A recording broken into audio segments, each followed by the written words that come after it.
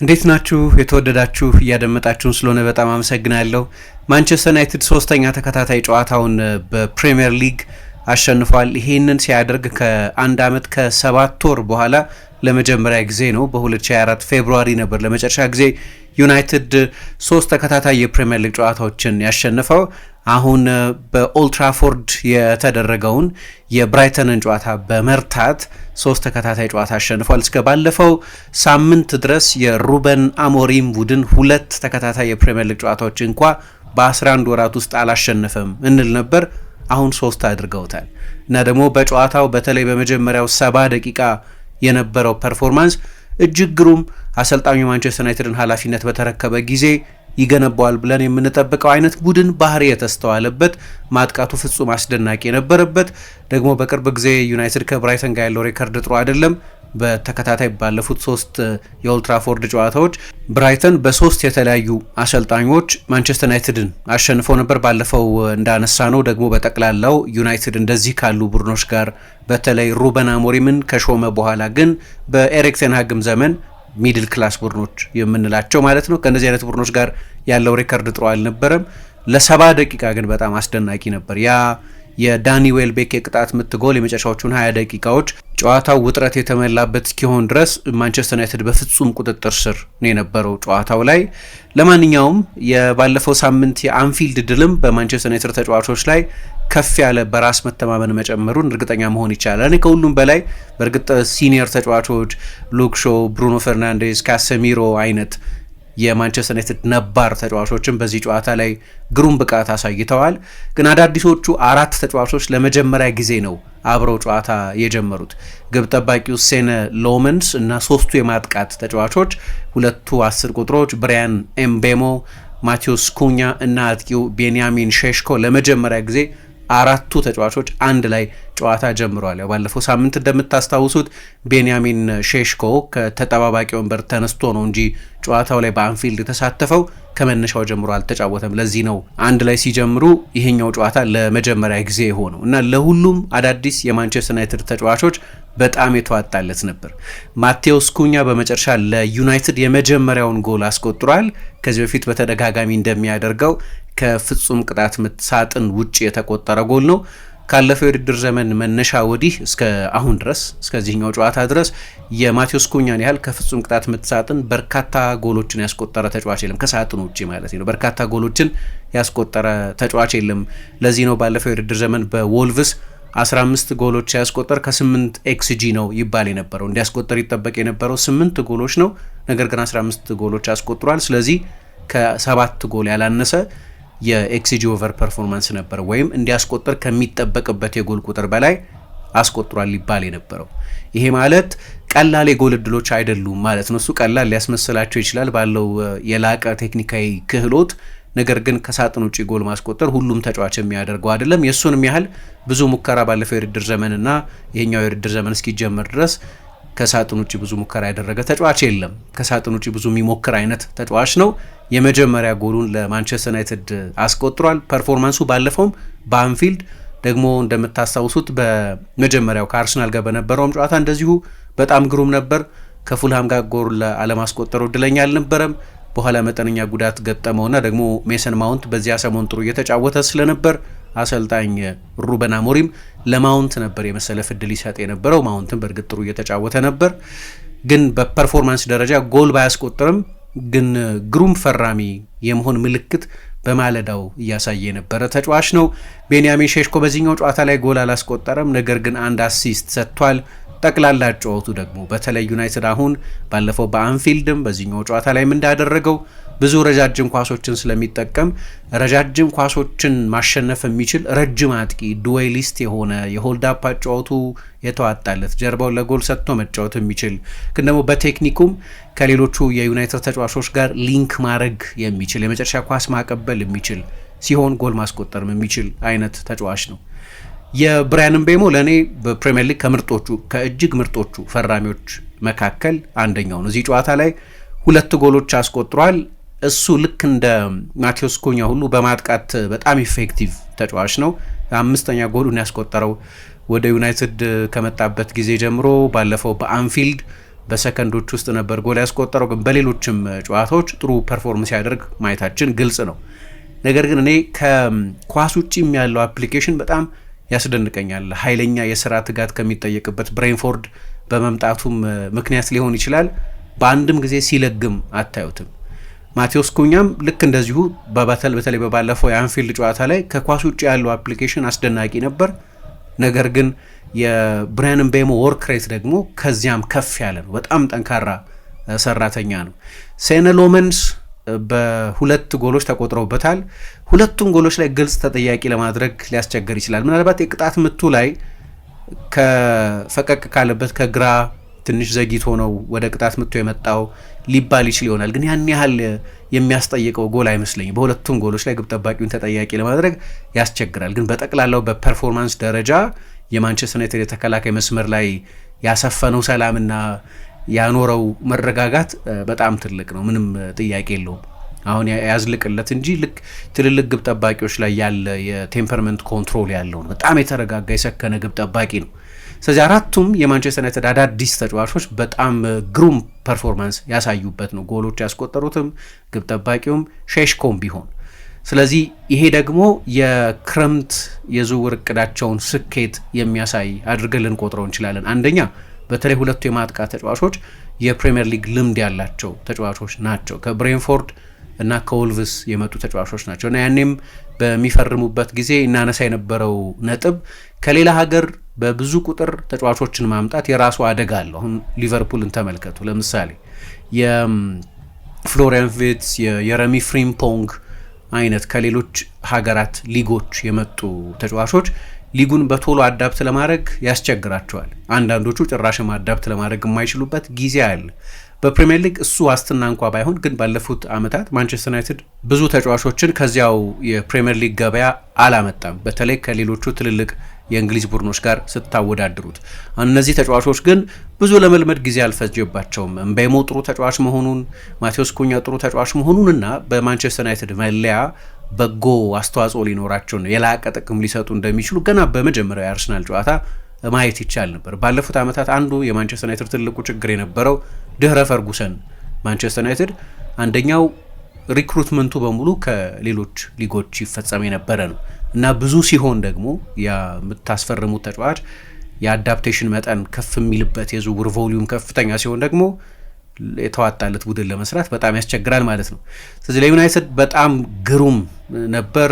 ብራያን ምቤሞ እንዳልኩት ሁለት አስደናቂ አጨራረስ ክህሎቱን ያሳየባቸውን ጎሎች አስቆጥሯል። ቅድም ስለ ማቴዎስ ኩኛ የኤክስጂ ኦቨር ፐርፎርማንስ አነሳ። የብራያን ምቤሞም እንደዚህ ነው። በጣም የተዋጣላቸው ጨራሾች ናቸው። እንዲያስቆጥሩ ከሚጠበቅባቸው የጎሎች ቁጥር በላይ የሚያስቆጥሩት ኩኛ 7 ጎል ነው። ቅድም እንደጠቀስኩት ከፍጹም ቅጣት ምት ሳጥን ውጪ ያስቆጠረው። ዩናይትድም አመት ሊሆነው ነበር 4 የሊግ ጎሎችን በአንድ ጨዋታ ካስቆጠረ። የሾን ዳይሽ አሰልጣኝ በነበሩበት ጊዜ ኤቨርተን ላይ ነበር ለመጨረሻ ጊዜ 4 ጎሎች ያስቆጠረው። የተጫዋቾችን የግል ብቃት በተመለከተ ካነሳው ግን ትላንትና ብሩኖ ፌርናንዴዝ 300ኛ የማንቸስተር ዩናይትድ ጨዋታን አድርጓል። ጠለቅ ባለ አማካይ ስፍራ ነው እየተጫወተ ያለው። በማንቸስተር ዩናይትድ አማካይ ክፍል በኩል የተሻለ ፐርፎርማንስ አለ በብሩኖም ይሁን በወል ደረጃ። ለምሳሌ በፊት ያው ሁልጊዜም በሁለት አማካዮች መጫወት እና በዚህ ሲስተም የመጫወት አንደኛው ስጋት በሁለት ጥልቅ አማካዮች ብቻ በሁለት ንጹህ አማካዮች ብቻ የመጫወት ችግር ነው። አሁን በሌሎቹ ቡድኖች በሁለት ንጹህ አማካዮች ብቻ የሚጫወቱ ቡድኖችን አታዩ።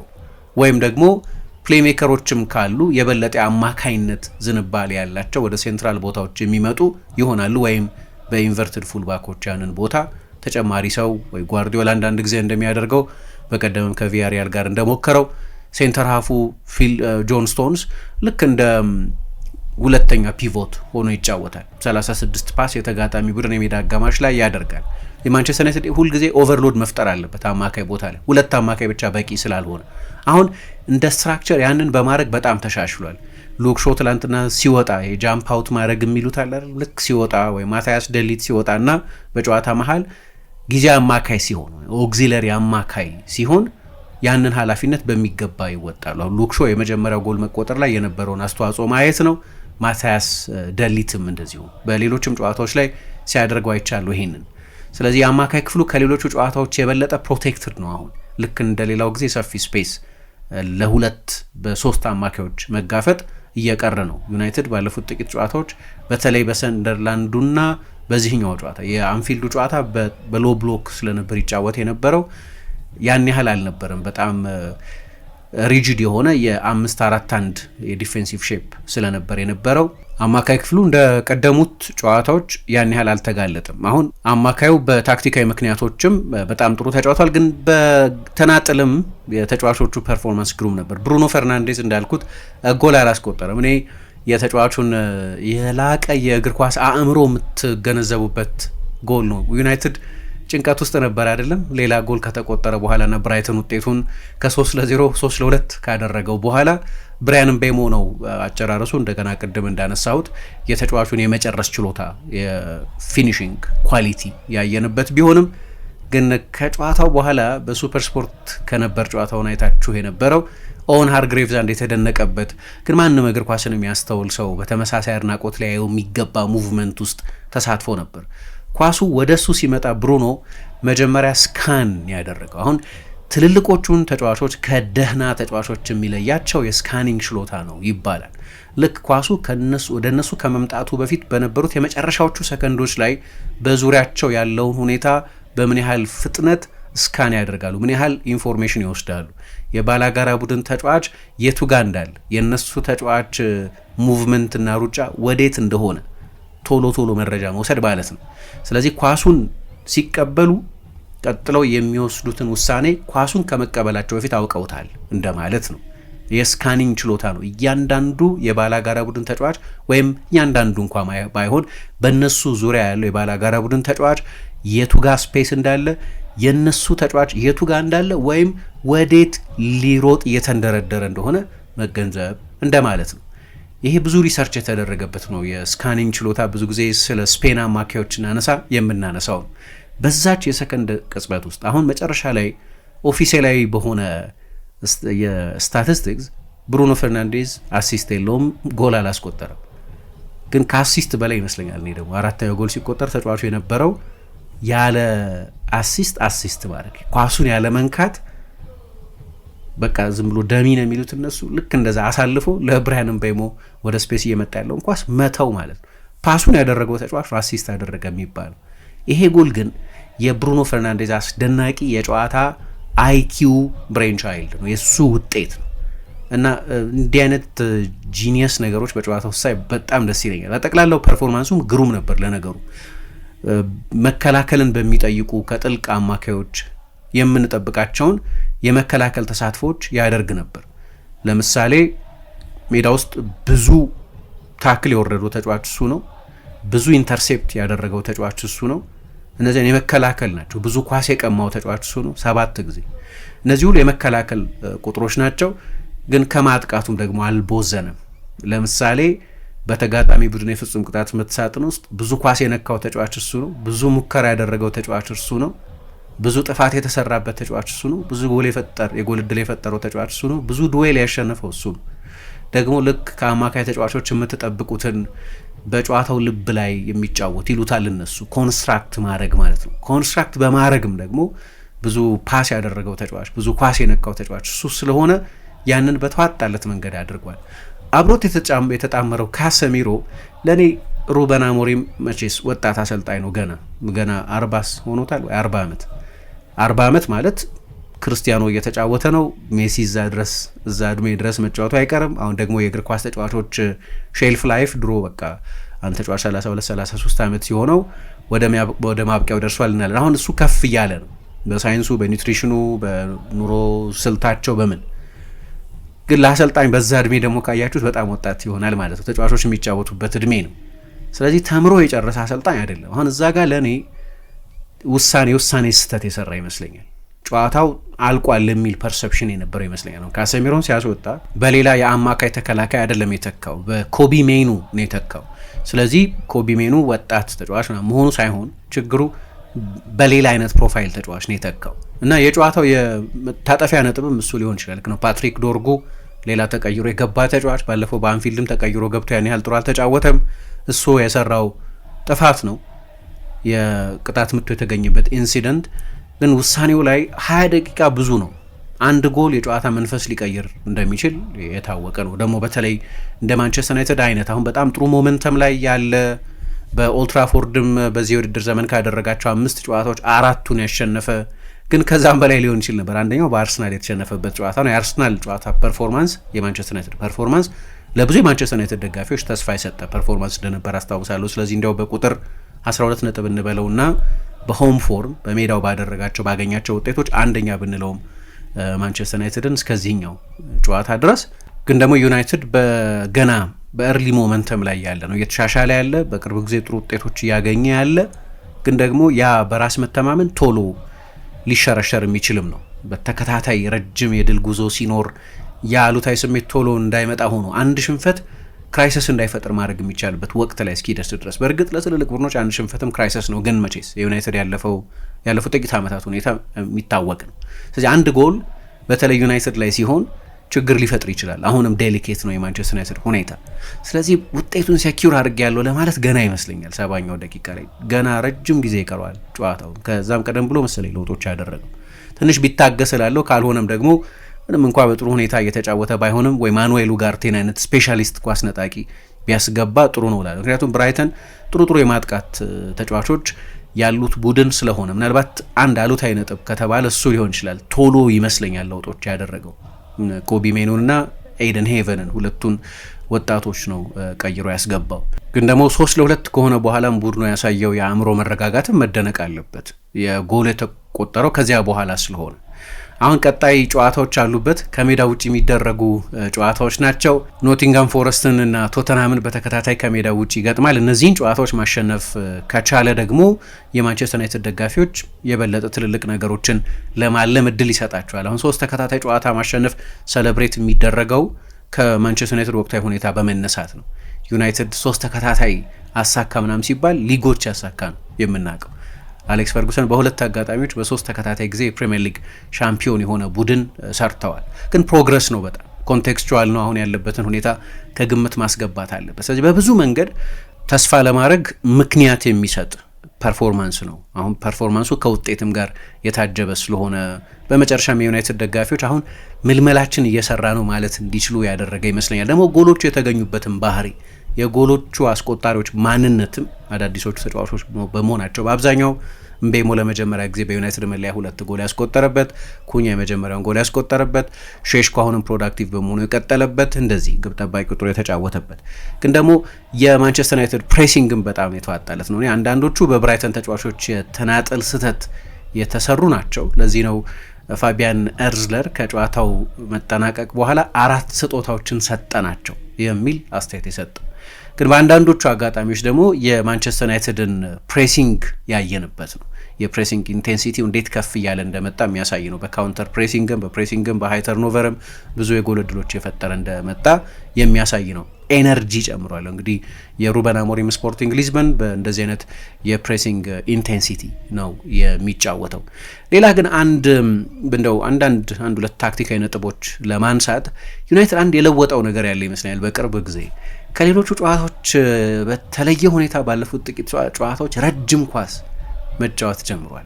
አሁን በፊት ረጅም ኳስ በዴስፕሬሽን ጊዜ ለምሳሌ ዩናይትድ እየተሸነፈ ከሆነ ወይ ውጤቱ ዋቻ ሆኖ የግድ ማሸነፍ ያለበት ጨዋታ እንደሆነ ስለሚታሰብ ብዙ ረጃጅም ኳሶችን ብዙ ዋይድ ክሮሶችን ወደ ሳጥን የሚልክበት እንደ ፋይናል ሪዞርት ነገር እንደ መጨረሻ አማራጭ የሚወሰድ አይነት ነው እንጂ ዋና የዩናይትድ የማጥቂያ መሳሪያ አልነበረም። አሁን ባለፈው የአንፊልድ ጨዋታ ላይም ከጨዋታው በኋላ በነበረን ዝግጅት ላይ ስንጠቅስ እንደነበረው እና በዚህኛውም ጨዋታ በሁለቱም ጨዋታዎች ዩናይትድ ከወትሮም በተለየ ሁኔታ በተለይ ፕሬስ የሚያደርገው እንደ ብራይተን እንደ ሊቨርፑል አይነት ቡድኖችን በረጃጅም ኳስ ነው በባይፓስ የሚያደርጋቸው። በፖሴሽን በሁለቱ አጋማሾች ካያችሁ 42 እና 43% ፖሴሽን የነበረው ብራይተን ነው በኳስ ቁጥጥር ይበልጥ የነበረው። ዩናይትድ ግን ምንም ጥያቄ የለውም። በተለይ በአይናችን በአይ ቴስት እንደምናየው አሁን ስታቲስቲካሊ የመጀመሪያውን አጋማሽ ብታዩት በጣም የተቀራረበ ጨዋታ ይመስላል። የሙከራዎቹን ቁጥር ብታዩ፣ ፖሴሽኑን ብታዩ፣ አንዳንድ ግርድፍ ስታቶችን ብትወስዱ እና ጨዋታውን ላላየ ሰው ብታሳዩት ተመጣጣኝ ጨዋታ ነበር ምናምን ሊል ይችላል። ተመጣጣኝ ጨዋታ አልነበረም። ዩናይትድ ከፍተኛ ብልጫ ነበረው። ፖሴሽኑ ግን በብራይተን ብልጫ ነው የነበረው። ስለዚህ አሁን እዚህ ጋር ሁለት ነገር እንለያለን ማለት ነው። ፖሴሽን እና ወይም የኳስ ቁጥጥር ብልጫና የጨዋታ ብልጫ የተለያዩ ኮንሰፕቶች ናቸው። አንዳንድ ጊዜ ፖሴሽን ምን ያህል ጨዋታ እንደበለጣችሁ አንድ ማስረጃ ሆኖ ሊቀርብ ይችላል። አንዳንድ ጊዜ ግን ሙሉን እውነት አይናገርም። በአይ ቴስት በተለይ ለዚህ ነው ማየት አንዳንድ ጊዜ በጣም የሚያስፈልገው። ለዚህ ነው ስታዩ ማንቸስተር ዩናይትድ በጣም የተዋጣለት እንደነበር ማየት ትችላላችሁ። እና አንደኛው ቀጥተኛ ረጃጅም ኳሶችን ግብ ጠባቂው አሁን ረጃጅም ኳሶችን ብዙ ይጠቀም ነበር እና አንዱ የተለየው ነገር እሱ ነው። ከዛ ሁለተኛ ኳስ ማሸነፍ የሚችል ተጫዋች እንደ የመጀመሪያ ኳስ ማሸነፍ የሚችል ተጫዋች እና ሁለተኛ ኳሶችን ማሸነፍ የሚችሉ ዱዌሊስቶች ነበሩት፣ ወይም የአንድ ለአንድ ፍልሚያዎችን የሚያሸንፉ ተጫዋቾች ነበሩት። ስለዚህ በዩናይትድ በኩል አንደኛው ለየት ያለው ነገር እሱ ነው። አሰልጣኙ የበለጠ ረጃጅም ኳሶችን ተጠቅሟል። እንዲሁም አንድ ስታቲስቲክስ ሳይ ባለፈው በአንፊልድ ሴነ ሎመንስ 45 ረጃጅም ኳሶች ተጫውተው ነበር በቀደም እና በጣም ከፍተኛ ነው ይሄ። በዚህኛው ጨዋታ ላይ 34 ግን ይህም ብዙ ነው። እንደባለፈው እንደ አንፊልድ ባይሆንም ግን ይሄኛው በጣም ብዙ ነው። ስለዚህ በተቻለ መጠን ረጅም ኳስ ነው ማንቸስተር ዩናይትድ የሚጠቀመው።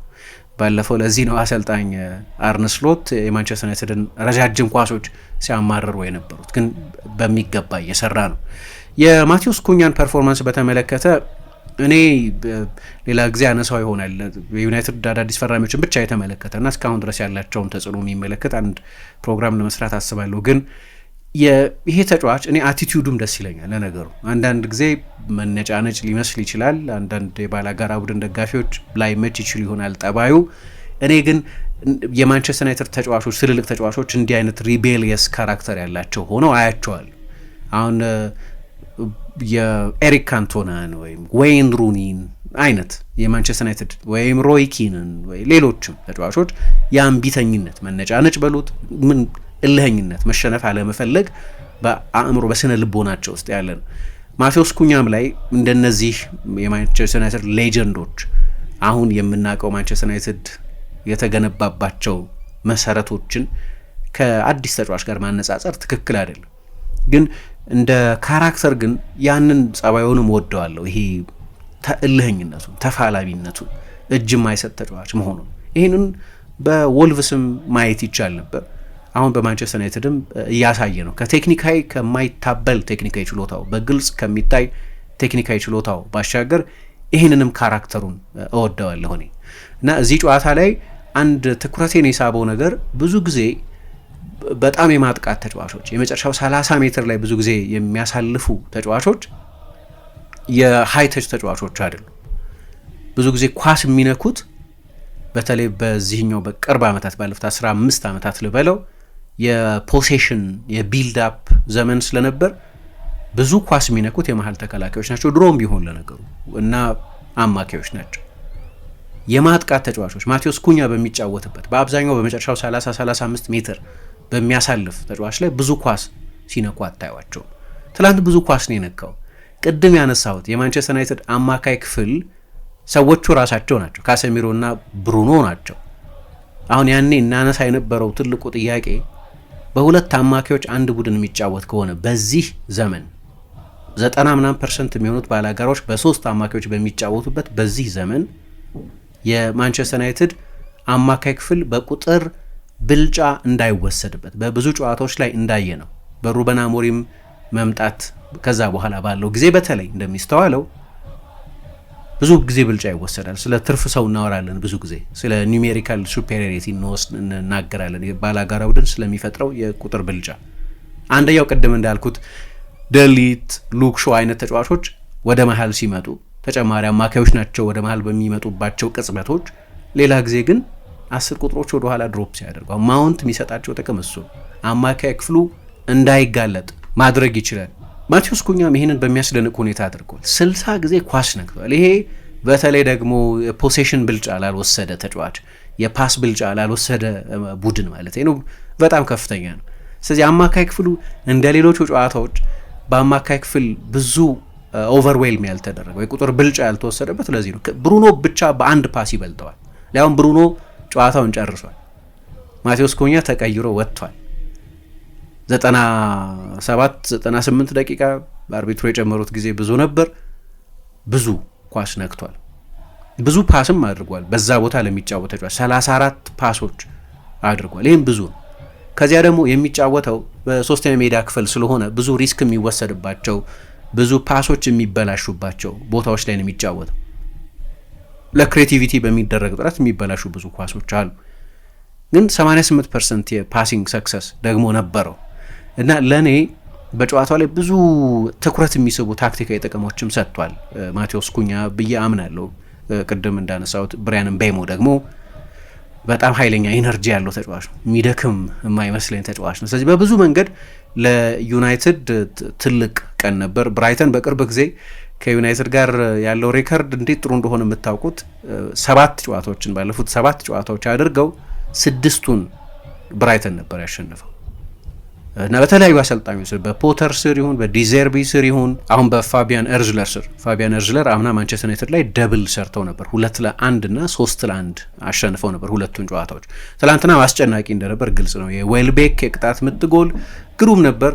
በኋላ ደግሞ ቻራምፖሎስ ኮስቱላስ የሚባል ተጫዋች ከገባ በኋላ የጄምስ ሚለርን የማዕዘን ምት ገጨና ውጥረት ነበር። ግን እንዳልኩት አንዳንድ ቀደም ብሎ የተቀየሩ ውሳኔ ወይም አሰልጣኙ በተለይ ካሰሚሮ ለማውጣት ለመቀየር የወሰነበት ውሳኔ ይመስለኛል አንደኛው ምክንያት ነበር። የማንቸስተር ዩናይትድ አማካይ ክፍል ስፔሻሊስት ኳስ ነጣቂ አልነበረም። ቶሎ ለማረም ማኑኤል ኡጋርቴን አስገብቷል። በእርግጥ ቶሎ ያስተት እንደሆነ ስለተገነዘበ ማለት ነው እና የመጨረሻዎቹ ደቂቃዎች የሚያስጨንቁ እንደነበሩ ግልጽ ነው። በቅርብ ጊዜ ዩናይትድን አይተን በማናቀውም ስፍራ ተቀምጧል። አሁን በፕሪሚየር ሊግ 4ኛ ስፍራ ላይ ተቀምጧል። ከሊቨርፑል በላይ ሆኗል። ዛሬ የሚደረጉ ጨዋታዎች አሉ። ስለዚህ የደረጃ መለዋወጥ ሊኖር ይችላል። ቦርንመዝ፣ ቶተንሃም አይነት ቡድኖች ክሪስታል ፓላስ ድረስ ያሉ ቡድኖች የሚያሸንፉ ከሆነ ከፍ ማለታቸው አይቀርም። ግን 16 ነጥብ ነው ያለው እና የመራ ካለው አርሰናል በ3 ነጥብ ብቻ ነው የሚያንሰው። እርግጥ 8-9 ጨዋታዎች ገና ናቸው። ግን ለዩናይትድ ይሄ በጣም ትልቅ ፕሮግረስ ነው። 3 ተከታታይ ጨዋታዎች አሸንፏል እና ቀጣዮቹ 2 ጨዋታዎች ደግሞ በእርግጥ የኒው ማኔጀራል ባውንስ የሚባል ነገር አለ። አሰልጣኝ ከቀየረ በኋላ አንድ ቡድን የሚያሳየው መነቃቃት አለ፣ ድንገተኛ መነቃቃት። ኖቲንግሃም ፎረስት እዛ ውስጥ ያልፍ እንደሆነ አላቅም፣ ግን 3ኛ አሰልጣኙን ነው አሁን በዚህ ውድድር ዘመን ደግሞ የሾመው። መጀመሪያ ኑኖ ነበሩ፣ በኋላ ያልተሳካ ኤክስፐሪመንት ነበራቸው በአንጅ ፖስቴኮግሉ አማካይነት፣ አሁን ደግሞ ሾንዳይሽ መጥተዋል። ስለዚህ ይሄ የፎረስትን ተፈጥሮ እንዴት ይቀይሯል የሚጫወትበትን መንገድ አላቅም፣ ምክንያቱም በፍልስፍናዎች መሀል እየዋለለ ያለ ቡድን ስለሆነ። ቶተንሃም ሆትስፐርም ቢሆን አይታችሁ እንደሆነ በሜዳው አንድ ጨዋታ ነው ያሸነፈው፣ በርንሌን ብቻ ነው ያሸነፈው። ዩናይትድ ከሜዳ ውጭ ያለው ሪከርድ ጥሩ አለመሆኑ እንደተጠበቀ ሆኑ። አሁን ካለፈው ማርች ጀምሮ እስከ ባለፈው አንፊልድ ላይ ሊቨርፑልን እስካሸነፉበት ጨዋታ ድረስ ዩናይትድ ከሜዳ ውጭ ጨዋታ አላሸነፈም ነበር። ስለዚህ ከሜዳ ውጭ ዩናይትድ አስተማማኝ ቡድን አይደለም። በሜዳው ቅድም ያልኩት በግልጽ የሚታይ መሻሻል አለ። ካለፉት 5 ጨዋታዎች በዚህ ሲዝን ብቻ ያደረጋቸውን ማለት ነው 4ቱን አሸንፏል። ግን 5ቱም ጥሩ ፐርፎርማንሶች ናቸው።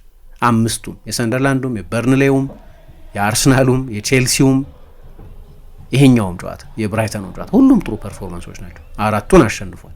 ከሜዳው ውጪ ግን የአንፊልዱ ጨዋታ ምናልባት በአእምሮም በኩል ትልቅ ልዩነት ሊያመጣ የሚችል ነው። በእርግጥ በፎረስት ጨዋታ በአንፊልድ በተጫወተበት መንገድ አይጫወትም። የበለጠ ኃላፊነት የሚወስድ የበለጠ ፖሴሽን ለመውሰድ የሚሞክር የበለጠ ሰስቴንድ አታክ ለመጫወት እንጂ ብዙ ረጅም ኳስ ብዙ የመልሶ ማጥቃት ላናይ እንችላለን። የሾንዳይሽ ቡድንም ያ እንዲሆን ስለማይፈቅድ ያኛውን ቡድን እንደ የአንደርዶግ ሜንታሊቲ ስለሆነ የሚኖረው። በነገራችን ላይ ብራይተን ሌላ ታሪክ ለመስራት ነበር ኦልትራፎርድ የመጣው። ማንቸስተር ዩናይትድ በአንድ ባላጋራ ለተከታታይ 4 ዓመት በኦልትራፎርድ በሜዳው ተሸንፎ አያውቅም። ብራይተን ይህንን የማድረግ እድል ነበረው፣ ግን ዩናይትድ ይሄ እንዳይሆን አድርጓል። የመጨረሻዎቹ 20 ደቂቃዎች ግን እንዳልኩት ከጨዋታ ማኔጅመንት ጋር የሚገናኝ ከተቀየሩ ተጫዋቾች ጋር የሚገናኝ ቅጽበት ነው። ዳኝነቱ እንግዳ ውሳኔዎች ነበሩት። አማድ ላይ አንቶኒ ቴይለር ናቸው ደግሞ የሊቨርፑል ሰው አይደሉ። ስለዚህ ዩናይትድ ደጋፊዎች ብዙ ሲቃወሟቸው ነበር። እሱም ቅጣት ምት ሊያሰጥ የሚችል ኢንሲደንት ነበር። ፓትሪክ ዶርጉ ያኩባ ሚንቴ ላይ በሰራው ጥፋት ቢጫ ካርድ ተመልክቷል። ፋቢያን ኤርዝለር ቀይ መሆን ነበረበት የሚል ክርክር ነበረው። ግን አንድ ወሳኝ ዲቴይል ነበር በኋላ ፕሪሚየር ሊጉም ይፋ ያደረገው። ተጫዋቹ ጥፋት በተሰራበት ጊዜ ኳሱ ሴነ ሎመንስ ጋር የማንቸስተር ዩናይትድ ግብ ጠባቂ ጋር ነው የነበረው። ሙሉ ቁጥጥር አልነበረም ኳሱ ላይ። የመጨረሻ ሰው ነበር፣ ልክ ነው ፓትሪክ ዶርጉ። የመጨረሻ ሰው ስለሆነ ብቻ በቀይ አይወጣም አንድ ተጫዋች። ሙሉ የኳስ ቁጥጥር ሊኖረው ይገባ ስለነበር በዛ ምክንያት በቢጫ የታለፈው። ቀይ ቢሆን የበለጠ አደገኛ ሊሆን ይችል ነበር ለዩናይትድ። ዶርጉ የባለፈውም የአንፊልድም ጨዋታ ላይ እንደዚሁ ተቀይሮ ከገባ በኋላ። ሌላ ግን አንድ የረሳሁትና ባነሳው ደስ የሚለኝ የማንቸስተር ዩናይትድ አደገኛ ቦታ ላይ የሚገኙ ተጫዋቾች ማንነት፣ ይሄ በጣም ወሳኝ ነጥብ ይመስለኛል። አንድ አጉልቼ ያነሳሁት ነጥብ ነበር የሩበን አሞሪምን የፎርሜሽን ችግር፣ የሲስተም ችግር፣ ኖመንክላቸሩ አገላለጹ ምንም ይሁን ያኔ አንድ ይታየኝ የነበረው ህጸጽ ግን ለምሳሌ ከሲቲ ጋር በነበረው ጨዋታ ፓትሪክ ዶርጉ ከማንቸስተር ዩናይትድ ተጫዋቾች ሁሉ ብዙ ጊዜ በተጋጣሚ ቡድን የፍጹም ቅጣት ምት ሳጥን ውስጥ ብዙ ኳስ የነካው ተጫዋች ነበር። ፓትሪክ ዶርጉ ክሬቲቭ ተጫዋች አይደለም። ብሩኖን አይደለም፣ ምቤሞን አይደለም፣ ሼሽኮን አይደለም እንደዚህ አይነት ጎል እንዲያስቆጠር የምትጠብቁበት ወይ መጨረሻ ኳስ እንዲሰጥ የምትጠብቁበት ከስንት ጊዜ አንዴ ነው ያንን የሚያደርገው። ተጫዋቹ በጣም ኃይለኛ ኢነርጂ ያለው ተጫዋች ሊሆን ይችላል፣ ትልቅ ፖቴንሻል ያለው ተጫዋች ይመስለኛል፣ ግን አይደለም። ዩናይትድ በአደገኛው ቀጠና የሚያገኛቸው ተጫዋቾች እንዲህ አይነት ዲዮጎ ዳሎ፣ አንዳንድ ጊዜ ኑሰር መዝራዊ፣ ሌላ ጊዜ ፓትሪክ ዶርጉ አይነት ተጫዋቾች ናቸው። አሁን አንዱ ልዩነት የሚመስለኝ የመጨረሻው 30 ሜትር ላይ ይሁን የባላጋራ ቡድን የፍጹም ቅጣት ምት ሳጥን ውስጥ ኳስ ብዙ የሚነኩ ተጫዋቾች የበለጠ ክሬቲቭ የሆኑ ተጫዋቾች ናቸው። ብሩኖ አንድ ጊዜ በሲቲው ጨዋታ ላይ የፍጹም ቅጣት ምት ሳጥን ውስጥ ኳስ አልነካም ነበር። እንደው ያንን ጨዋታ ያኔ በደንብ ስላነሳሁት ነው እንደማጣቀሻ የማቀርበውና ዩናይትድ እንዴት በመጠኑ ያንን እንደቀረፈው ለመግለጽ ነው። አሁን በተጋጣሚ ቡድን ኳስ የሚነኩት ተጫዋቾች ቅድም እንዳነሳሁት ብሩኖ አንደኛ ነው፣ ግን ማቴዎስ ኩኛም፣ ምቤሞም፣ ሼሽኮም ብዙ ኳስ ይነካሉ። የእነዚህን ተጫዋቾች አይደንቲቲ ደግሞ ልብ በሉ። እነዚህ ክሬቲቭ፣ ጎል አስቆጣሪ፣ የጎል እድል ፈጣሪ፣ አሲስት የሚሰጡ ተጫዋቾች ናቸው። ስለዚህ አሁን ዩናይትድ በጣም አድቫንስድ በሆኑት ቦታዎች ላይ ወይ አማድ አይነት አድቫንስድ በሆኑት ቦታዎች ላይ የሚያገኛቸው ተጫዋቾች በማጥቃቱ ወረዳ ልዩነት የሚፈጥሩ ተጫዋቾች ናቸው። እሱም አንድ ትልቅ ኢምፕሩቭመንት ነው። ይህንን ለመግለጽ ነው። ስላደመጣችሁን በጣም አመሰግናለሁ። ስለ ጨዋታው የነበራችሁን ስሜት እና ዩናይትድ እየሄደ ያለበትን አቅጣጫ እንዴት እንደምትረዱት ኮሜንት ልታደርጉበት ትችላላችሁ። በጣም አመሰግናለሁ ወዳጆች፣ መልካም ቀን።